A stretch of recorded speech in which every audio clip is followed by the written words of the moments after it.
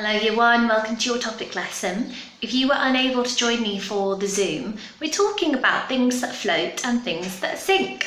So what you will need is a bowl. Now yours does not have to be transparent like mine, I'm just using this so you can see where everything goes. If you want to, you could just do it in the sink. But what I'd like you to do is go find some objects from around the house and I want you to put them in the water, but before you do, make a prediction. So that means when you say what you think is going to happen. So you would say, I think this is going to sink, or I think this is going to swim. So the first thing that I found in my house that I'd like to try is this stone. Pretty heavy. What do you think? Do you think it will sink or float? Let's find out. Oh look, it sank, it's at the bottom. What about this plastic dice? Do you think it will sink or float? Make your prediction. Now that's interesting because I thought because it was plastic that it would float. So we're thinking about the shape of things too, that can make the difference. Okay, I have this piece of wood.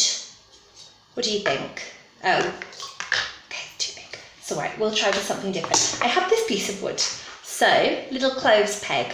What do you think? Sink or float? Ah, now, can you see? It's floating on the top of the water. Generally, wood does float. I'm just looking on my table, see if I can try anything else. Okay, what about this? This is a tube of paint. It's made of metal. But have a look at the shape. Pretty flat. If something's pretty flat, do you think that that will change if it sinks or floats? Let's find out.